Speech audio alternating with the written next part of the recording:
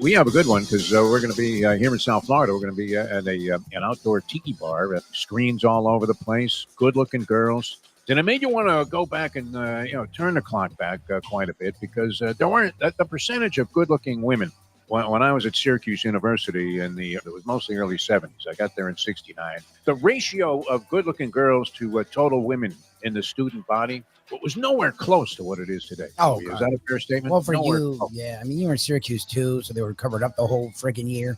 I mean, FSU was literally renowned, and working out was a big deal at FSU. So, like, the women were in great shape. Plus, you had FAM and then TCC, and the women were fantastic. And it's an era where people were taking care of themselves. That's the other thing too. When you were going to college, we didn't know all the things we knew about nutrition, about exercise. People were very active. It was extremely talented, to say the least. And you were in the sunshine, Lubie. Yes, as you mentioned, this was weather helped. frozen tundra time. I mean, you were likely to pick up a girl who looked like Jerry Kramer.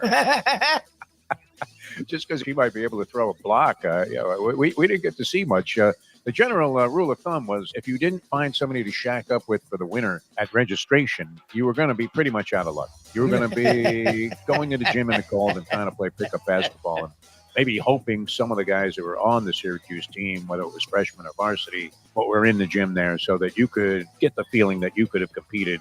And then how did Jimmy Boeheim overlook you as a walk-on for the squad? The time. Wake up with Defo, joined by Lubie. Welcome to the Defo Show.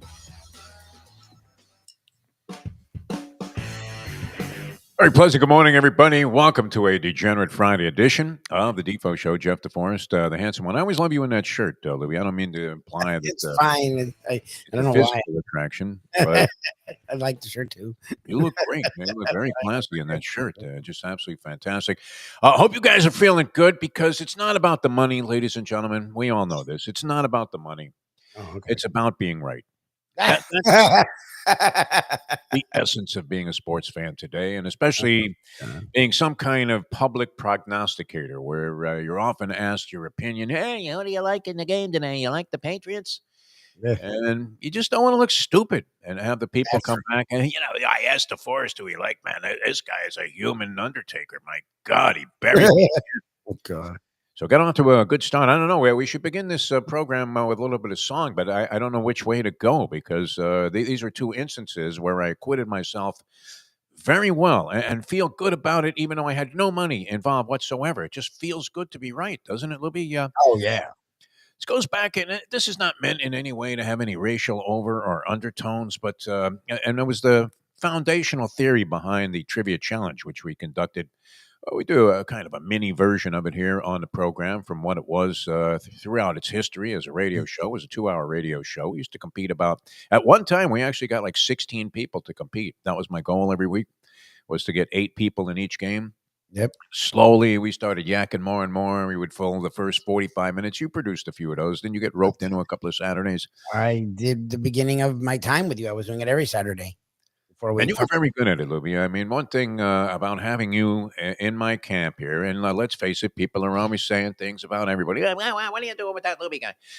Well, you probably get it about me. I mean, more often. Like, what are you doing that old fart? Get it about me too. Don't worry. When are you going to let go of this guy? But there's an element of faith and trust that you really need when you're doing this kind of thing. And Lubie, for the large majority of every single second that we do this, I feel pretty comfortable.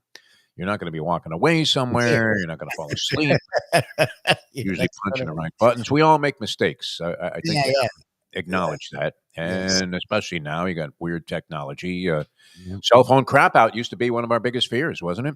Yeah. With that show, you needed the phone lines badly. Like that was the last thing you wanted was cell phone crap out. And now it's I think I have Google Chrome, but I was calling you in the middle of the show. I can't sign in. Then you realize we sent the link to the wrong place. Now, what are you going to do? Get on the phone? Oh, hey, no, you can't. Still doing interviewing these other guys.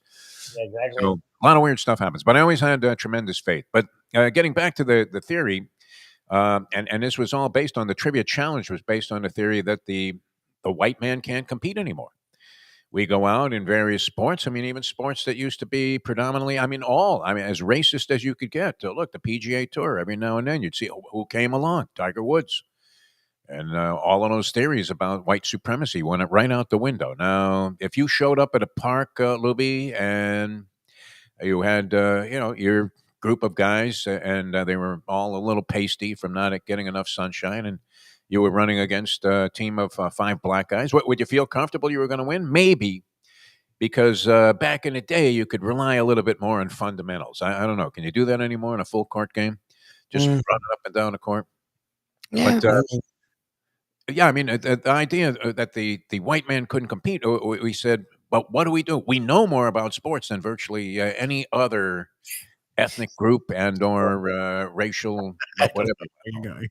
Sure. Ethnicity is the word I'm looking for. Yes. So it's just, and gambling now, it's the same thing. We just want to be right. I don't care about the money. Now, I was at the Hard Rock yesterday. I could have made these bets. I didn't drop a dime on any of these games. And I was trying to figure out which song that we wanted to lead with today. Did you want to go Sweet Home Alabama? That Ugh. was impressive, was it Well, good not? for you. Yeah. I was very wrong there, but you were pretty spot on with that. I don't know why I thought it would be close, but I never thought it would be like that. They jumped all over them from the beginning, and their 3-point shooting was utterly ridiculous. They had 25 78 threes. threes in the first like 8 minutes.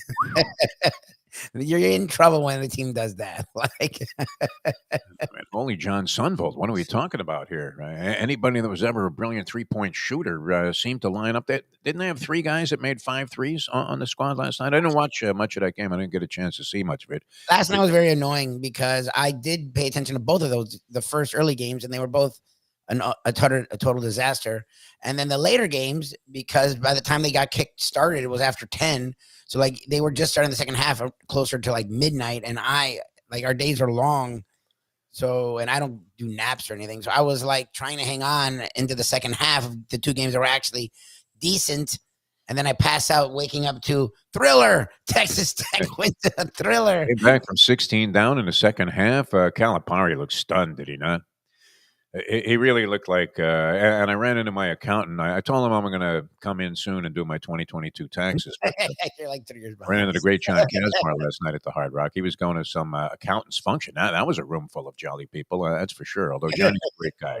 Right now. This is a degenerate gambler as well as being one of the top accountants that you could ever deal with. Saved my life many, many times. So the reason I'm not in jail, I would have to assume, is John Casmar. Although, does the IRS even have enough personnel to consider Probably not. pursuing a guy like me that might owe him a couple of dimes from a couple of years ago, but 74, approaching 74. I mean, who's chasing me? Actually, I'd be the guy that'd be taken away at this stage. No, Actually, probably true. if I was some billionaire that was fleecing the government out of millions and millions of dollars in back taxes, probably get a free pass. Who knows? But I don't want to get into that. That's just one of those things.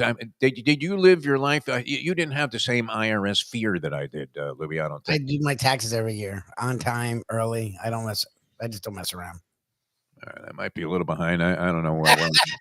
You're always like My mother was very worried about this also. I mean, she went to her grave thinking, "Do I owe any taxes?" Like, "Man, I don't care about you. You're 97 years old, for God's sake." Do I owe taxes? Anyway, yeah, I ran into. I was at the Hard Rock for that bare knuckle fighting championship. Yeah, I've been to them. I I love had it. a little business interest in it, and so I decided to go down there. And well, I was among people that I had brought together to try and come to this thing and see where it was at. And I was stunned, Luby. I really was. This is the future. Is it Gen Z we're on now? What gen are we on? Gen Z. X is gone. Y, never was a Gen Y, was there? No, they went from Gen X, then X they to did Z. millennial. They went to millennial, Okay. and Gen Z. I mean, I think they have Gen Out because again, the little ones are like Gen Alpha, but ones that are getting like teenagers to adulthood is Gen Z. Thoroughly amazed. Now, this is not uncommon where you have something like this, even when MMA was first gaining in popularity and gaining momentum. If you went to a show in South Florida or wherever, whatever city you went to, do they have guys all over the country that they can fill these cards with largely local people? I don't know. Where it's a local guy going against, and I would imagine when they're in Dallas, or do they have the same setup where they have half the fighters are from Dallas and the other half are from wherever? They bring people in. Yeah, they do bring people in. Well, but a majority of the guys that I saw were listed as being from Miami. Yeah, it's a lot of locals, and then you'll have some dude from like Minnesota. Like it's Now, like part of that is an old boxing theory. People would start the so-called club fights. Yeah, we're going to build this up from a grassroots level. And the deal was, if you were fighting on a card, you were sort of obligated to sell 100 tickets to your friends. yeah. And though it's kind of like being a musician, where, well, Yep. we got this many times on the radio where you would show up at an event and there would be like two schnorrers that would come out to see what you were giving away, and that was it. And the manager of the place or whoever was in charge, the marketing director, would kind of come over to you with that look like the news is not going to be good that he's about to deliver, and then subtly ask you or suggest, "I thought you had a following." And you're like, well, nobody comes out to watch your radio. I don't know what the sales guy told you. But that was part of the principle behind a lot of these grassroots movements. And it was in boxing, whenever somebody would start some shows, and if you couldn't bring a number of people to the show, you essentially weren't going to be on the next card. That seemed to be a principle that was in play here, Lubie. I don't know. You might know more about this than I do. No, I didn't know the specifics. I've been to a few of them, and I think they're fun as compared to MMA, and they get an interesting like crowd. The crowd was totally into it, like absorbed. Like If the Marlins had this kind of crowd, which I guess they did yesterday, Yesterday they had a nice crowd. it would be a great season, regardless. And we'll get into opening day, but this was interesting to me from the standpoint. I mean, I've been involved in boxing for as long as I can remember, and done every type of bout, and been at every type of event, many different venues. The Hard Rock happens to be. I didn't know how it was going to be configured, because when I used to call fights at the Hard Rock for the Seminole Warriors boxing organization there, it was the old Hard Rock. Yes. They had the Hard Rock Live, but it was like a 5,000 seat arena. It was kind of like the principle, although these guys are doing it with their own cash. They're not asking for public funding. No. But when they first originally had the room there, the Hard Rock Live, it was the ultimate. I mean, everybody was like, wow, look at this. And they were using it for concerts and boxing. I guess they might have done some MMA there. I'm not sure. But it really was. I mean, it was an ideal setup. You didn't have a bad seat. You could have been in the back row, and not a bad seat in the house. It's like the old Orange Bowl, although the Orange Bowl was decrepit. But now, with the way they have this in the theater that they've put together, which is fantastic, I wasn't sure how it was going to be configured, but it was kind of cool. I don't know. Remember, you weren't even around then when the first brought back its basketball program, and they were playing at the James L. Knight Center. No. And it was kind of like watching basketball in a highlight front time. Oh God. The game's on the stage, but there's nobody on the other side. I mean, you're not surrounding the court. It's just everybody's going back.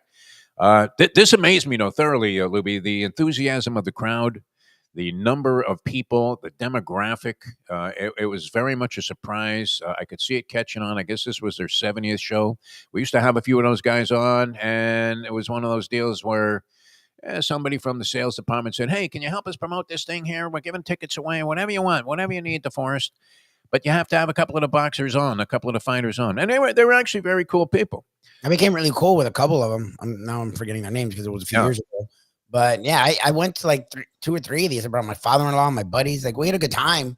They didn't, I guess, it's supposed to be growing, and then I haven't seen it grow, so I wasn't sure. I think it might have stopped growing, and then it's come back under some new people, and it's actually at a fairly high level. Big time television production going on DAZN, DAZN.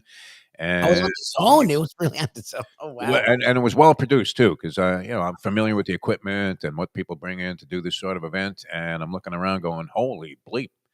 These guys have spared no expense, Lubie." Nice. That's what I always like. I love that. But all the guys were like 2-0, 1-1. So I'm assuming that this was a relatively new crop of fighters, and it doesn't seem like it's a sport that lends itself to having 30 or 40 fights, because everybody's getting busted up because they have no gloves. It's crazy. Like it's interesting because they'll get guys from MMA, and they'll get boxers to come in and do it. The one thing I noticed, like fights will last like 30 seconds, 45 seconds, because the one dude like rocks. I was forgetting about my end in what could be a financial transaction, and I just wanted to become a cut man. That's all I wanted to be. Yes, they beat the Be crap. the cut man for both corners, and you're never going to run out of business, and you're never going to run out of, I mean, just don't run out of thread, man, because you're going to be stitching guys up. All right, so that was going on. The sports book was jamming, absolutely packed to the rafters there. It's not a very big facility. Yeah, they don't Sports really book have in Hard sports. Rock. I would imagine that will be the next area of expansion where they I have hope. I hope. I would go more if they did. You would go there for that because That's my problem. The professor and I were talking about the problem with the casino is even if you like the stuff, everything is like you can go through your even if you're doing well, if you stay long enough, you're going to go down, and it's fast. Like every game outside of maybe poker, moves very fast, so you can't really kill a lot of time there. That's why I like the sport book because you put a bet on a game and then you watch the game. Relax. And you can enjoy yourself and you can make it like an event. So like if they had a sports book, I'd go more. Like the sports books are so fun in Vegas. Like I love the sports books, but the stupid app is where they're making a lot of their money. So they're not like focused on the sports book, which sort of sucks. Like I hope they put more time into it. Good. Very active. And aren't they exempt from paying taxes? Because I don't know that they need to whack you for $20 for a drink. I mean, that's no, they don't care. a little over the top. I don't want to knock these guys because they could become the drinks like partners, but this. you never know. The drinks like this. There's no alcohol. Anyway, so the games. I mean, this is what happened, and it's good to be. You would rather be right than even make money. I didn't get anywhere near the windows. Everybody was touting the over in the Bama BYU game. Many people like BYU with the points. I would imagine those people feel like they were in one of those bare knuckle bouts, maybe on the lopsided end, wrong end of a lopsided fight. Alabama 113, BYU 88, easily eclipsing what was an enormous over for a college basketball game of 175 and a hook. So right about that, we knew that Florida would handle Maryland. Maryland surviving. I mean, they didn't even survive that scare. They just came out of nowhere, literally, and leapfrogged Colorado State or New Mexico. That was No, it was Colorado State. Colorado State. It was Colorado State. Maryland just beat Colorado State. Them Gators looking pretty good. So those were two blowout games. I didn't catch much of the Duke-Arizona game, although Duke failed to cover there. So a win, no cover for the Blue Devils.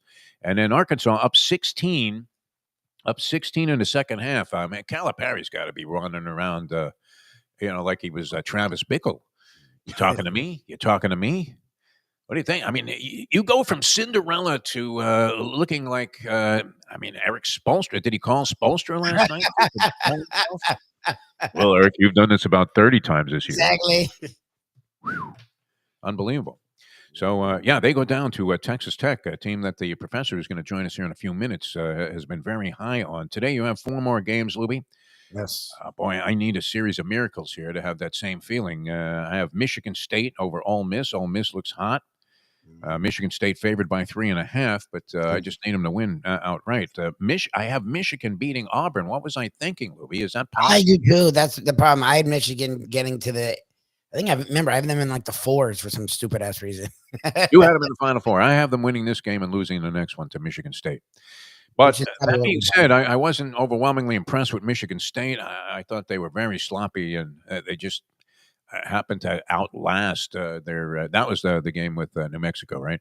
With Richie Pitino, and they just ground them down eventually. But I didn't look at it and go, "Wow, that's looks like State when they had Kevin Durant." I mean, it wasn't anything with symmetry and chemistry like that. Does Michigan have a shot against Auburn? They're 8.5-point underdogs to win the game outright. Dusty May, we love the guy.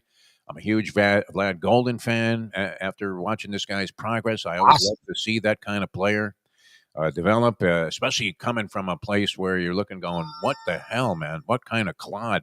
He was a clod. Yeah, or was this guy? I mean, he really was peculiar. Like a zombie walking out there, like he was an extra in the Night of the Living Dead, and fouling Kawhi Leonard, or at least changing the rule there, because there was no call, as you'll remember, triggering a classic Popovich post-game rant that Sekou Smith was the guy who asked him the question, right? Yes, he was. God rest his soul. From NBA Network. We were kind of teasing Sekou about being the guy that asked the question that triggers a rant. He said, "I was the one that asked that question." Yes.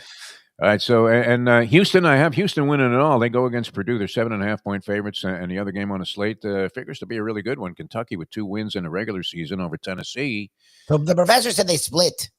Oh, they did? I thought they were each home court. He's there. I can bring him on if you want. But each home court they won. Oh, okay. Kentucky won at their home court, and Tennessee won their home. hardcore. Where am I getting that from, Louis? I don't know, but he's here. So There's Professor. Did they split those two games? I thought Kentucky won them both by 11-5. I Professor, how are you? thought they did. No, you're right. They did win both. I don't know where. Yeah, See, more informed about college numbers. hoops than the Right. professor. Yeah. Preposterous, yeah. You're the new guy on I college am, basketball. I'm Dick Heath twice all of a sudden over here. Look at me, man. Well, at least we were both Jewish. Like Lubie and I have these passing conversations in the car, and it becomes the noted fact. I feel like I usually lean to you. I feel like I'm the Secretary of Defense, and I've let Lubie in on these text conversations. That's the Atlantic guy. Rarely, I mean, I would trust what you had to say implicitly and 100%. So when That's why I Louis brought was it up. telling me that, I mean, thought, I was probably drinking at the time. Yeah. So. Valid Also, Kentucky won both of those games. Okay. explanation. Yeah. I did want to touch on opening day baseball. We got a walk off here. We're at 31,000 out there at the lone. I mean, honestly, yeah. For the Marlins, that's pretty impressive, right? I mean, I get Skeens was pitching, but like the Marlins got 31,000 people to show up even on opening day. I mean, damn. You don't think they papered the house a little bit? I'm 100% sure they brought like every Boys and Girls Club member. Kids in spring break. Probably poured this bat day or something. Probably by force. Yeah. Like By force. they're like, you little bastards are going to the Marlins game. You're cutting your funding. It was Defo's soccer. The good news is no mathematical elimination. DeSantis was there, like, we're going to cut all the federal funds to your schools and parents if you don't show up for the Marlins games. Listen, little Johnny, go there and enjoy yourself. The good news, they're not mathematically eliminated, and then Sandy Alcantara, as far as I know, is still on the roster. I don't know that. I mean, he was showcased yesterday, looked great for the first 3 innings. And I mean, they kind of got to Skeens a little bit. I mean, by Skeens standards, they chased him after what, 5 1/3, scored a couple runs off of him. Yeah, pretty encouraging start. You know, maybe we're gonna have a miracle season for the Marlins, which means like 87 wins and contending to the wild card for the last week. Yeah. Don't sell them short, as they say. Don't sell them short. By Marlins standards, that's a huge season. Yeah, and then as I was, what's the over under for the Marlins? Like 57 games? No, it's higher. It's 60 something. 63, I think. 63. I was actually being a smartass when I said 57. No, it is like 63 is wow. You're right. Yeah, I think it's 65, and that would put them over. I remember we talked about this. I mean, baseball has become the ultimate like rich team, poor team sport, right? 63 and a hook, according to Brian. Like hook, that's what it was. It's either you're good, you're like playoff team, or you are just like historically bad at this point. Well, the White Sox would be the team that everybody's looking at to possibly be worse than the Marlins. 2 years in a row. Yeah, I happened to catch a portion of the telecast of the game, and they had the guy on. Who is it? Peter Bendix? Is that the guy's name? I keep thinking. God, really? I have no idea who the hell that is. Like, he's the guy they got from the Rays, like a second line whiz kid that they got from the Tampa Bay Rays front office. The guy that really orchestrated a lot of that Tampa Bay success went to the Dodgers, where he's got to feel pretty good about things because they just go to Japan and get their best player every year. I'm gonna ignore. I mean, I'm gonna reveal my ignorance and ask a really stupid question here. Yeah. I'd look. I'm not gonna lie. I just pay no attention to Major League Baseball at this point. We've discussed it previously on the show. Since it became the era where like nobody does anything except strike out 17 times a game or hit solo home runs, I stopped. Where are the Rays playing their home games? Like the Trop was destroyed. They are using the Yankees spring training facility. Okay. Which is really? Perfect. They're basically now a double-A affiliate for the Yankees. Well, I mean, they have been. I can't. All they need is like a really goofy name now. Like, they could switch it from the Rays to the Jumbo Shrimp, or something. Yeah, exactly. They just need one of those really goofy minor league names, and the best mascot. They already had the mascot that looked like a sex toy. Manfred Mann there, Robert Manfred, is putting pressure, supposedly, that's the story, putting pressure on the Rays owner to sell, which this guy has survived.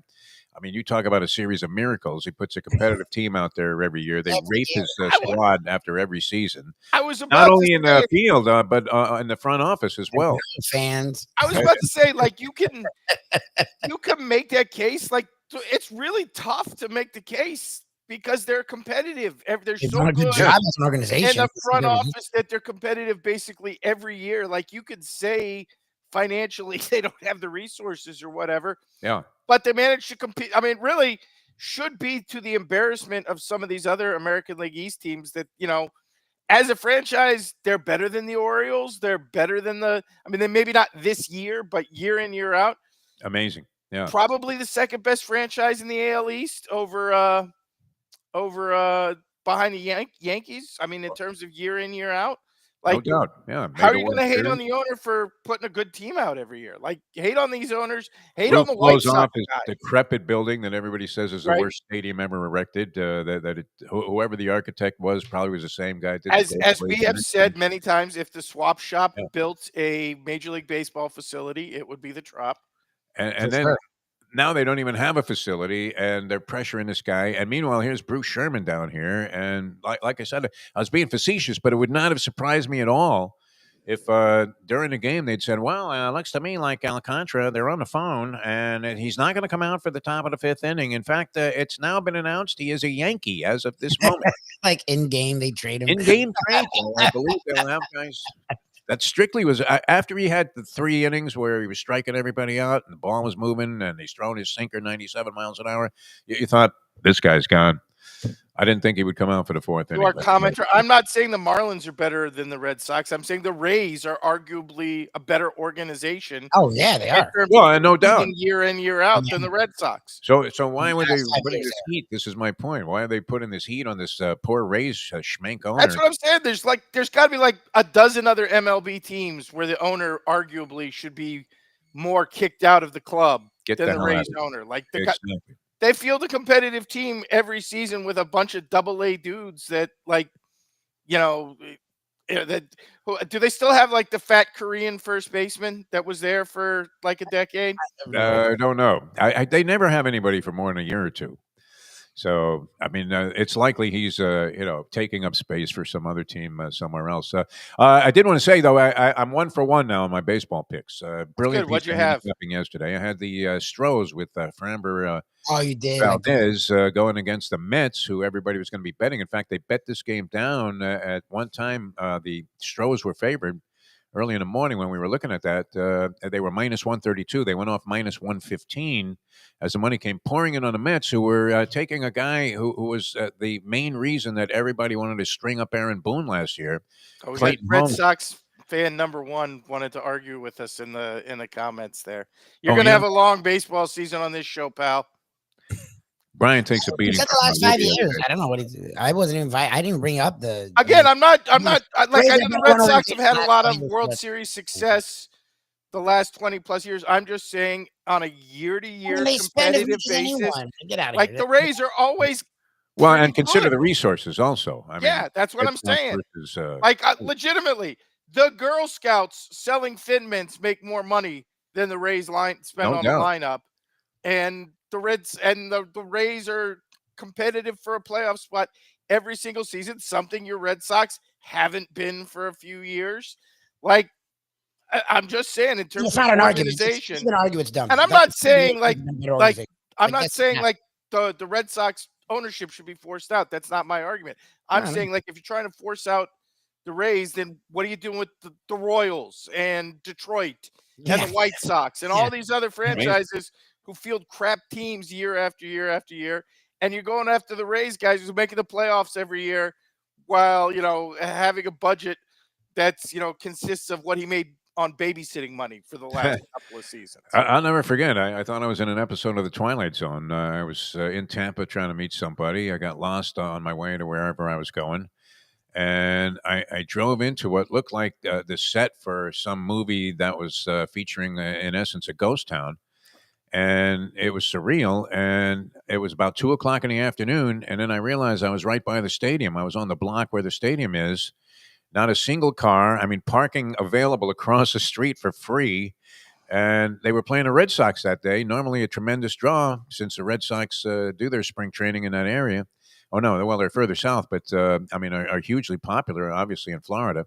But Yeah, nobody there, not a soul. I mean, it's amazing they're able to do it. Which I mean, again, we want to why get to a would you bunch of go? stuff. It's a Yeah, Walmart that they play baseball inside of. it's incredible. Yeah, no, I mean, everybody, any baseball fan says this is the biggest dump they've ever seen, and it doesn't even exist anymore. Or I don't know what form it's going to come back. But Clayton Holmes on the mound for the Mets, opening day starter, seemed a little suspect to me. So I didn't think he would get out of the third inning. He barely did. Gave up 3 runs, and the final was 3-1 at -115. Not too shabby. Good way to start out the baseball season. Because Professor see with you, it's probably not the case. Would you rather be right, or is it about the money when you're picking No, I'm games? a process over results guy. Okay. Like if and look, it's actually the perfect time in basketball season. Like you can look at your process and decide these are the reasons, and then the other team goes out and shoots, 70% from the 3-point line in the first half, and you lose. Yes. And obviously in the short term you like to have wins, but you want your process to be solid in terms of making picks. And once that happens, once things tip off, fluky stuff happens, and you have to, to have any long-term success, you have to get past the flukes and ignore them, and go on long-term percentages. And that's really anything in life. Yeah. Trust your Any instincts. sort of business, if the process is good over the long term, you will have some failures, but you will also have long-term success, and you have to ignore the one-off type of failures. All right, we have a lot to get to here with the professor. We'll get his college basketball plays, also the big board for this week, and we will do all of that in a moment. Now that The time. 8:37. Hey folks, Tony Segreto here. Let me ask you a question. What do you look for when you go out to eat? Good food, obviously, friendly atmosphere, not too loud, but good energy, reasonable prices, and a place where you feel comfortable. All those ingredients, no pun meant there, are hard to find unless you're talking about the Texas Roadhouse. You see, they encompass all of those attributes. Really, really good food, amazing atmosphere, good for a family, good for a date, or just a night out for yourself, and prices that will make you extremely happy. Their ribs unmatched. Steaks hand cut every day. Everything, and I mean everything, is made on site, including their incredible bread. It's the one day, folks, that you can forget about low-carb diets. Trust me when I tell you, Texas Roadhouse, your restaurant, your destination when you say, where should we go and eat tonight? From the newly renovated sports bar to the beautiful bayside views captured at the Tiki Bar, Jimmy Johnson's Big Chill has it all. Located at mile marker 104, the Big Chill also offers waterfront dining while experiencing breathtaking sunset views of the Florida Keys. It's simply the hottest spot in the Keys to cool off. That's Jimmy Johnson's Big Chill at mile marker 104 in Key Largo. For more information, call today at 305-453-9066. Recently realized. I always love that. You can't fake caring. Women can sense this immediately. You don't really care. You didn't really want to do any of this. We now return to the Defo Show. I always love those ad fragments that somehow make. What was? He always gets. It's the just in the spot. He just always gets. I me. know that one. I knew what the spot was. What was that clip? That women really can sense when you don't care. Oh, that's an old school Defo one. You don't think Yeah, so? we're men. We don't really care about anything. Exactly. Ah. Like as long as like the beer is cold and the television works, the rest of it we can work our way through. We don't really care about anything of it. Kind of a dim view of relationships, but very accurate. I can't argue with that at all, especially with my own experience. No, look, and I'm not, trying to be misogynist with this. We're just much easier creatures to please. Like, she wants to go to this restaurant, which is like the fancy new thing in town, and they have the Asian, I don't know, whatever fusion, blah blah blah, and it was in the paper. And my girlfriends are talking about it, and you're like, hey, you know what? We could also just get chicken wings. I'm okay. Yeah, let me And get a cheesesteak. We're just much easier creatures to please than women are. Because we just don't read as deeply into the drama. That's Because again, we just don't care that much. As long as the basic needs are satisfied, in excess of that is really to some degree just a waste. leave me alone. All right, let's get into it, Professor. We have some money to make for the people. 4 games on tap here tonight. I know you probably have a strong opinion about at least. Actually, you know some what? aspect of it. In No? the effort of being honest here, I told Lubie yesterday, I thought the numbers for this round, for the Sweet 16 round, were more on point than any mass event I can remember in a long time. I thought all the numbers last night were very, very difficult. And I think if you looked at the game outside of the Alabama game, which was happened to be the one we liked the most, and I'm not saying we loved it, just that was the one we liked the most. And the only reason that one was easy was because Alabama went just historically nuts from the 3-point line. But otherwise, that Duke game, the number was, I thought, a brutal number, and it ended up being a brutal beat if you took Duke. Right. Texas Tech and Arkansas obviously went right down to the wire and into overtime. And then even the Florida game, although they ended up with a fairly easy cover on what that number finished at, like 7, at halftime was a 2-point game and looked like that one was going all the way. I feel the same way tonight. I mean, you look at these numbers, and it is a brutal slate. Tip off Ole Miss and Sparty. Sparty, I believe we're looking at 3.5. That number's been bouncing around a little bit.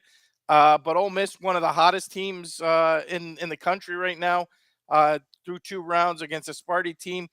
I wouldn't say they've struggled, but they, again, look like the team they've looked like all season. They're very young. At times they struggle for offense. Again, and I'm not saying it's a great number. My opinion, the best number tonight, Tennessee laying 4.5 to Kentucky. Kentucky looked very strong in the second round, but have, again, up and down. Auburn and Michigan, 8 and a hook. I know a lot of people seem to be leaning towards Michigan, so that number's down a little bit. I think it was 9 or 9.5 earlier in the week. But is Michigan going to be able to slow the pace and defend against the Auburn guards? I think they will probably do a pretty good job against Broome with the 2 big bodies for Michigan. But I don't know that they're going to be able to stay in front of the Auburn guards. I think that's a tough game.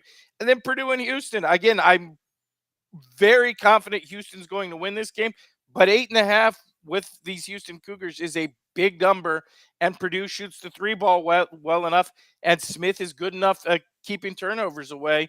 That 8.5 is a big ask, I think, for Houston. So I think all of these numbers, really the whole round, including yesterday, absolutely brutal.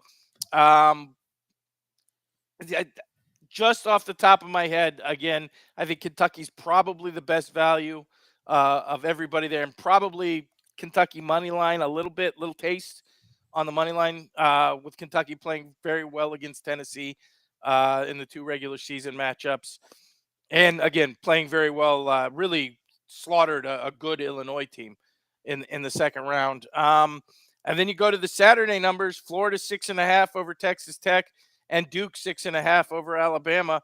I kind of look at it as a ping pong kind of number. I would be inclined to take the 6.5 with Texas Tech, because Florida looks like they have caught the turnover bug in the tournament. On the other hand, whether it's good defense or, again, in my opinion, against UConn, just awful shooting by UConn, Florida has managed to be either fortunate or very, very good on the defensive end of the floor. They were very, very good last night. I would say probably very, very lucky against UConn over the weekend. But I would lean a little bit towards Texas Tech. And then Duke and Alabama, you tell me, is Alabama going to knock down another 25 threes? Are they going to look like the Clay and Steph Warriors again? If so, there's a very good chance they're going to beat Duke. But if not, there's a very good chance Duke's going to win by 20. Oh, really? You see it either way. Oh, wow. Well, again, Alabama has these games where they're so good from the 3-point line that, and you saw it last night. Yeah. BYU shot the ball really, really well in that game, and then it gets in the middle of the second half, and they're down 23 because Alabama is making a record number of 3-pointers. And Sears, the little point guard who I would love to see on the Miami Heat, looks like Jalen Brunson. It looks part 2. Looks like Brunson has had another kid who's playing. They even sort of look alike, honestly. Sears wears that giant afro, but other than that, there's actually like a physical resemblance between the two. Flip a coin, honestly. I mean, if you're going to tell me Alabama's going to shoot like that again, then I would say take Alabama on the money line, because ain't nobody in the country beating them on a night where they shot like last night. But if you are betting based on them shooting like that again, well, then you better be prepared for the result where they come out and go, one of their first 12, and you're getting buried 10 minutes into the game. Again, hard to I would love to duplicate tell on a you there's a start great night. spot. I don't know that I see a great spot on this card. The best I would see right at this moment, I would lean towards Kentucky plus the 4.5. I would lean towards Texas Tech plus 6.5. I personally will tell you, I don't think the Gators are playing well right now. I think they, through the last 2 games, have kind of been fortunate. And that's not to say they're not a great team. They are obviously throughout the course of the season a great team. But I keep going back to that UConn game and everybody telling me, well, that's the kind of game in the NCAA tournament you have to face where you don't have your best game, but you play through it, survive in advance. And I'm saying, okay, did you watch that game? Because if UConn could have hit anything, if they could have hit water falling out of a boat in the first half, Florida would have been down like 15 at halftime of that game. Like they got buried in the first half of that game, but UConn just could not shoot. So we'll see. Nothing super strong that I'm seeing on the board right now. Best play, Kentucky tonight, plus 4.5. All right, we'll try and make some money with that. Brilliant dissertation there. Honestly, better example. Lubie last night was laughing to me because the over in the Alabama BYU game was 175 and a half. Right. He's like, well, that's an impossible number. Somebody's got to hit 90 to even make that possible. That game went over with 6 minutes left. They were literally they went over 200. 6 minutes in that game left, and they were already over the 175 and a half. This looked like an NBA All-Star in the game number by college basketball standards, and they eclipsed it with relative ease. All right, the big board. Let's get to it. The professor's big board for this week. And, normally when we only do these news of the weeks when we have a slow news week to make fun of. So we've actually had an incredibly busy news week, given that, Major League Baseball starting. We got the NCAA tournament, bunch of stuff going on in the world of sports. So we thought we, for once, would do news of the week on a busy week. Nice. And that is our big board, which starts with number 5, which is the college coaching carousel is going on in the middle of the Sweet 16. The transfer portal also open.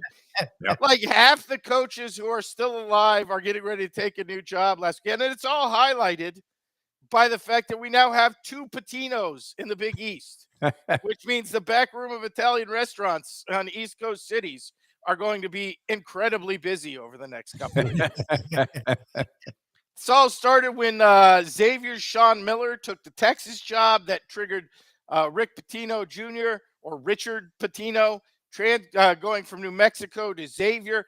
Colorado State's head coach left to take the Minnesota job, which previously was occupied by one Richard Pitino. And college basketball legend Ali Farouk Mananesh has actually taken, for those of you who don't remember, that's the kid from Northern Iowa who hit the 3-pointer to beat Kansas in the round of 32. Oh, wow. Years ago. Wow. Is now taking the Colorado State job, making him, I don't know, the only guy with a name that terrorist to ever be a college head. I mean, honestly, it's like a Bin Laden took over a job in the WAC schools somehow. Disclaimer, Lubie? Do we throw the disclaimer out there? No, I mean, it's the truth. I don't think that's overly political. Yeah. Is it political to say that he's got a terrorist name? He does. Sorry.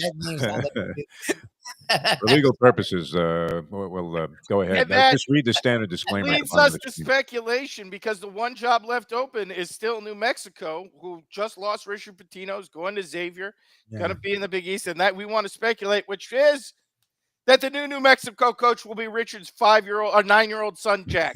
Congratulations, Jack Pitino, on becoming New Mexico's next basketball coach at the age of 9. But, he's a third-generation Pitino, so he's going to have millions in NIL to work with. I don't know. DNA. Again, I don't know what the quality of Italian restaurants in Albuquerque is. Probably limited, I would say. But, based on Breaking Bad, I'm going to say not that high. Great, not great. Excellent meth, not so much with the Italian joints because, they left that pizza on top of the roof for like 2 weeks. And isn't that, though, where witness protection located or relocated many New York wise guys? Perfect place for a Pitino then, right? Yes, and there may be great Italian. So, again, I would go ahead and just hire Jack now. Jack Pitino, 9 years old at New Mexico. He's a Doogie Howser of basketball. I wouldn't put it past. That's 5 and 5A. Number 4 on the That list. takes us to number 4, which I'm very sad to report. Hello, friend. Jim 11. announced this week that his goal Give us a little Masters music is there. to Lou. make The Masters, not for- the 100th year anniversary of the Masters his last Masters, and that's not until 2036. Which There you go. just You have to dear slow it down a God. little bit as you talk about Nance. That's the one Again. thing that Ian wasn't pushing him on, so it makes sense. There's no one that's pushing him out. That's like, Nobody wants this job, right? Yeah, like no I one mean, wants. Who the I hell wants feel to like sit there and people very fawn all secretly over a wants bunch his of job, but spoiled they things? know Nance is not going anywhere. Carrying around for those of you who don't remember, one of the Jim Nance stories we love is that Jim Nance carries around pieces of burnt toast in his pocket so he can tell his breakfast waitress what level of burnt he wants his toast. Remember Tim did that years ago on a power rankings or whatever. And nobody is sadder about that than Jim Nance's wife, whose sexual prowess is going to be compared to the blossoming of spring for another 11 years. Poor Nance family have to deal with every December 2nd Jim Nance go, the Masters is only 5 months away.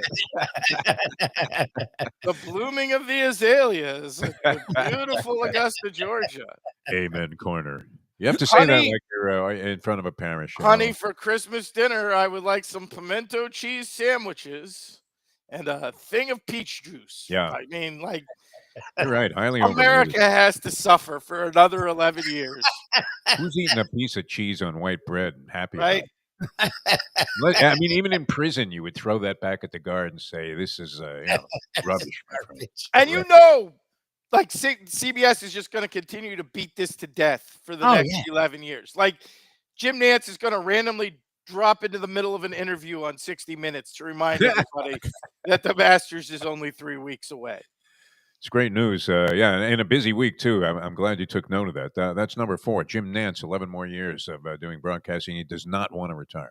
Does not want to retire for another 11 years until the 100th Masters. Yes. I don't even know what. Maybe, we could just keep arresting golfers until the field is just dwindled to the point that there's nothing for Nance to broadcast. I think that would be an excellent solution. Just keep throwing Scotty Scheffler in prison until Nance is forced to step away from the microphone. That takes us to number 3. Yes. News of the week, which is LeBron goes on nice. Pat McAfee's show and just goes scorched earth on everybody. Yeah, it was weird that's starting with the local story that we talked about a month ago here, which is LeBron confirmed Dwayne Wade's cookies story that Pat Riley is such a petty old bastard that in LeBron's last year of his contract, he took LeBron's cookies away from the plate. Thanks, Pat. Yeah, another 3 years of Tyler Hero and Bam Adebayo losing in the first round and a series of blowout games, all because you got pissy about LeBron's cookies on the goddamn plane. Pretty strange, is it not? That could be That's the not undoing of that great relationship. But that wasn't where LeBron stopped. He went on to complain about how Stephen Smith went, quote, on a Taylor Swift-like tour after their confrontation. Basically called out Stephen A. Smith as a bit of a clown act. And then he said that Brian Windhorst is the weirdest guy he knows because he pretends like we're best friends. Yes. Like, I mean, really, LeBron, you're hating on Windhorst at this point? Yeah, that's like, how long has that relationship been going on? For like 25 years. Yeah, it's been 20 years. And you're like calling out Windhorst. Like, LeBron just hates everybody at this point? Is that what we're going to find out? Like the only people LeBron likes are his kid and, maybe his wife. Everybody else, is he going to call out Dwayne Wade? He's going to be like, I never really liked you, D. Wade. Yeah, that's true. He didn't talk about Wade at least. That's next. Are we around the corner where he's like, yeah, you know what? I'm glad Bosch got the lung thing. I'm glad throwing powder in the air gave Bosch blood clots in his lungs. I actually hate the banana boys. Screw them all. I mean, LeBron embraced it, much like John Cena in wrestling. LeBron is now embracing the full heel. We're just waiting for him to hit somebody with a folding chair. I mean, if I were JJ Redick, I would be very nervous in that locker room. It's only moments till LeBron smacks you in the back of the head with a folding chair. His Hall of Fame speech He's like might Jordan. He morph turned into into Jordan. what Michael Jordan's turned out to be. I mean, maybe it might be angrier than this. Yeah. Again, He's so bitter. he's doing this on Pat McAfee, a wrestling guy's show. He has just gone Yeah. full heel at this point, and I'm here for this. By the way, I I am 100% here for like 40-year-old LeBron being like, you know what? People have been hating on me for 10 years now. Fuck all of. I mean, screw all of you. I can't take it. I apologize for the little slip. No, I think that I screw forgot you. for a moment. Screw you. I'm coming back Yeah, at you. you give my son a bunch of stuff like I can't take it anymore. I am coming for heads now. I'm coming for you, Brian Dory Funk Windhorst. Jr. Yeah. Sounds like you kind of went Dusty Rhodes on that thing. And honestly, it is the full wrestling heel turn where you turn around and you start your revenge tour against the weakest guy. Yes. They always do. That's clearly Brian Windhorst. Like again, I think Windhorst was crushed. Wendy was like, weird. you fat was fat crushed. weird bastard stalking me for 20 years. I've had it with you. We're gonna have a cage match at the Sportatorium Saturday night. It's hard for Windhorst to hide in the bushes, though, Right. outside of LeBron's Oh, house. like- You'd have to sense something was going It on. would have to be a sizable bush. Yes. All right, that's number 3. LeBron goes scorched earth on the McAfee show.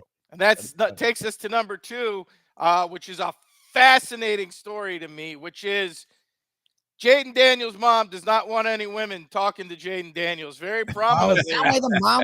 I'm like, why do they keep bringing up the Here mom? he is. Jaden Daniels on my right, probably your left, looking there.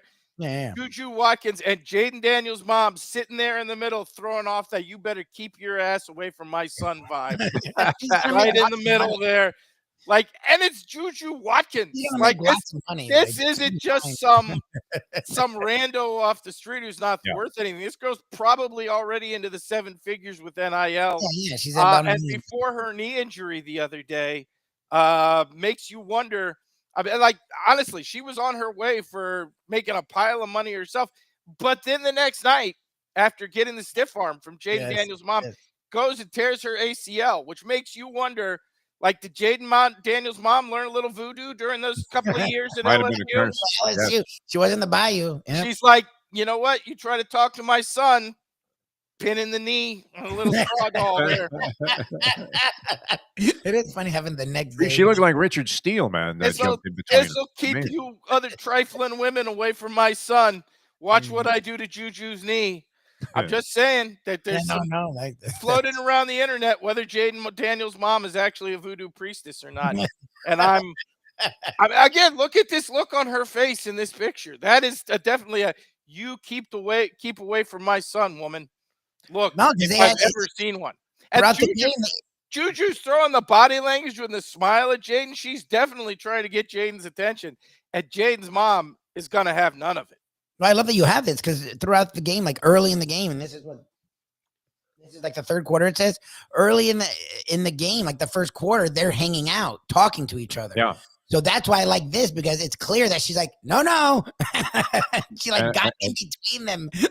I believe I've seen her on Jackson Square next to the lady that's reading the tarot cards, Right? with a little folding, table, like she was at a barbecue there, and set up a bunch of little dolls. So I'm not going to lie. Jaden Daniels' mom having voodoo powers would explain a lot about Jaden Daniels' career. I mean, he weighs 140 pounds. He's out there taking hits full in the face from SEC linebackers, and he never gets hurt. Comes to the NFL, does the same thing. I mean, he could have some mystery powers from beyond our understanding, keeping him well. So a lot of potential for strange explanations right there. that was wild. Yeah, the whole thing. I mean, they're talking very cordially and look like maybe they have something going on, a little spark going. And the next thing you know, there's Big Mama, and she's right in the middle. Right. Again, and this is not just some street rat. This is like the new Caitlin Clark. Yeah, In terms of attention, she's the new big thing in women's college basketball. Yeah. Wouldn't she have been inclined to sit on the other side? Yeah, I guess you couldn't. No, that's down in the middle. That really is. I mean, you're screaming at the referee to step in and stop it, and she actually did. All right, that's number 2. Number 1. Number 1, the most Duke story ever. For those who are unfamiliar, and you probably are, this is The White Lotus season 3, the character played by Jason Isaacs. I, of course, am completely unfamiliar with this.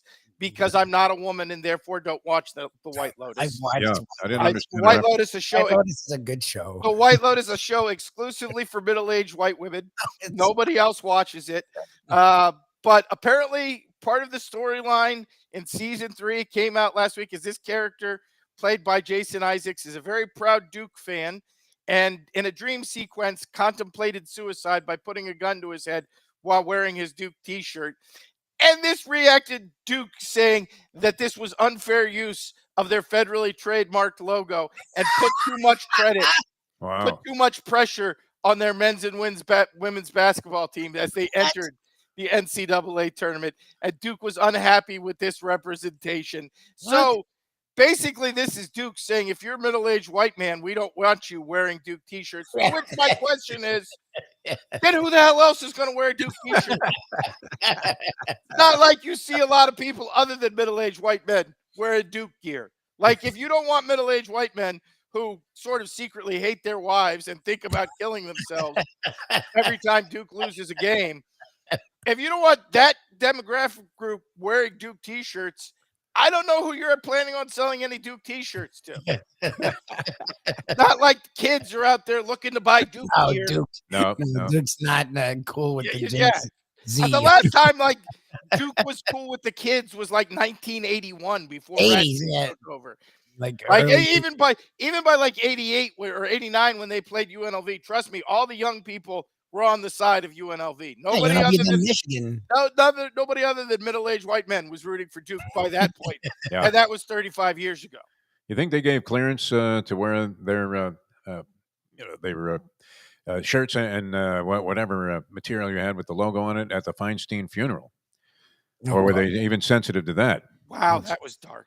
Yeah, I like that. Was that? Wow, you went like 3 levels. He wasn't Duke darker than alum. me. Yeah. no, I mean, imagine suing the people there. I mean, saying John Feinstein, their biggest advocate, He's like an alum. He but loves. because it involves some kind of trademark infringement. That's classic. Anyway, the most Duke story ever. And honestly, I don't get it because, like, if any group should be happy to appear on the White Lotus, it's Duke, right? Like, I assume there's a big crossover between White Lotus fans and Duke basketball fans. Like, I picture Duke. I picture, like, the stands at a Duke. I picture like a bunch of 40-year-old white women drinking martinis in super weird flavors. Probably watching it while they're out there in those tents, Right? waiting to get into the arena. Can I have an espresso martini and 2 apple martinis sent to row number 2? That's what I picture a Duke crowd being. So I would think Duke fans in general, huge White Lotus fans. Yeah. I don't Wasn't get it in the late 80s? What was that movie where they had the college that was just crazy and broke all the rules? And wasn't that like basically being FSU? Like, didn't they like not hide that was supposedly FSU? You're not talking about Animal House, are you? What are you talking Oh about? no, Damon Wayans. Was it Damon Wayans? I'm trying to think where they were like but anyways, I don't remember FSU like losing it over it. Like, who cares? I feel like Lubie just described literally every 80s college. I know. I'm trying to remember which one, but like, You I've never heard of this before. When you get represented, you're happy no matter what it is. How was it clearly FSU in that movie? Was there a clown? That's not the most flattering image. Orange, garnet, and gold. You would have to admit it is a little haunting or daunting or whatever. It's kind of. I mean, if you watch the White Lotus, I guess it is. Yeah. But again, being I don't know the male, show. I don't watch the White Lotus. Yeah, I'm with you. All right, that's number one. Most Duke story ever, and very appropriate. Well done, as always, Professor. So good luck with the games tonight and into the weekend. You're already into Saturday. And we'll talk to you in a few. I hope you got that link. I tried to send it to you again. I did. Okay, good. There's like 17 emails in the chain, but somewhere hidden in there, I think it's there. Somewhere it is, yeah, because I sent it, somehow got into the trash bin there, and then I sent it back to myself, and then my address was deemed to be invalid, even though that was the. That needs to be, I mean, at some point during the middle of summer where there's nothing to talk about, like Major League Baseball, we'll do the big board of Defoe's email chains. Where we try to send these things, and we end up with like that mailer Damon returned address not found. Running 14 times before you find the link hidden at the bottom. Yes, exactly. I mean, and fortunately, you found a thing. All right, we'll talk in a few minutes here and handicap some games on Bury Your Bookie. And Professor, always a pleasure, my friend. Thanks so much. You guys have a great one. Yes, All right, Professor, ladies and gentlemen, on top of his game, man, That is an eerie picture, though. I mean, is there any justification for the Duke Blue Devils to be sensitive to that? I mean, you got a guy holding a gun to his head in a Duke shirt. I mean, it's a It movie. looks They like do a it all the guy time. from Duke is ready to blow his brains out. I I mean, don't most of the time they don't. They don't want to spend the money, so they don't. They wear like blue and white, so you know it's Duke, but they don't say Duke. But White Lotus is on Max, and it's like one of the most heavily, like the cast is ridiculous. So they put enough money in where I'm sure they don't mind paying the licensing fees. Like other than that, who cares? Like again, I'm trying to think of what the hell the movie was, but I remember it was clearly like in the FSU's heyday of being called the Criminals. The team was like garnered in gold, and they were a college team that just did whatever they wanted, and like it was clearly that they were mocking, or like not even mocking, but just FSU was the person they were basing it on. Sure. And they didn't say FSU. But like, I'm trying to remember what the hell the movie was. But there's been Probably plenty of made it movies, more popular, right? there's plenty of movies where they do that, where you can tell what they're a rough and tumble group of guys, and they don't give a damn, and you can tell who they are. They may not have the name, but you can tell who they are.